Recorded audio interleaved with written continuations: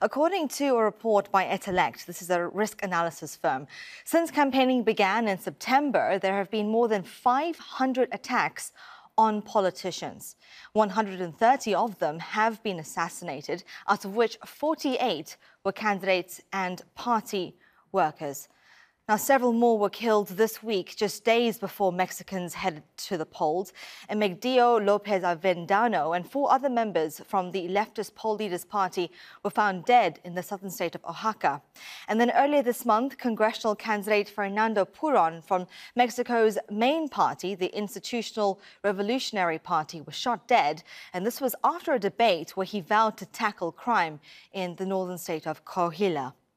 Now, the election season seems to have spiraled and the number of homicides as well. Government statistics show that there have been 20,506 homicides so far this year. And the highest number occurred in May with 4,381. Now, it's unclear what's driving this high level of violence. We heard from our Mexico correspondent, John Holman. There have been more than 100 political killings this election season in Mexico, 5 of them where we are now in the state of Michoacan. Now, some of that is due to dirty politics, but analysts say that a lot more of it is due to criminal gangs. They want candidates, especially at local level, who will collude with them in their illegal enterprises. And when politicians resist that, or when they're aligned with a rival gang, that's when they're at risk.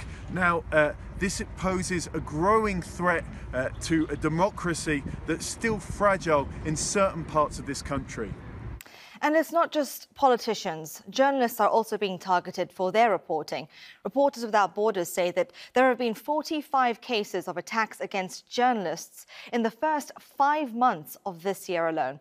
The type of attacks include verbal, written or online threats, and acts of physical violence, smear campaigns, and also cases of judicial harassment. And 8 political candidates who perpetrated such attacks are running for mayor, governor or senator. Well, most of the incidents registered were in Mexico City, Puebla and Morelos, but they're not among the most violent states for the media. The brunt of crimes against journalists took place in Tamaulipas, Veracruz and also Guerrero.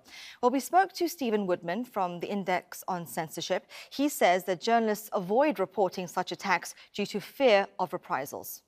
We also know that organised crime has been very active during this period and that criminals and politicians are often working together.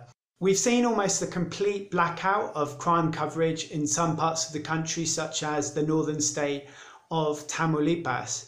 And that's because journalists have to make a choice on whether to pursue these kinds of careers, pursue these stories, or whether to keep themselves and their families safe. Well, the Committee to Protect Journalists have issued this safety advisory, just detailing a list of precautions for the media to take, including risk assessments and also contingency plans.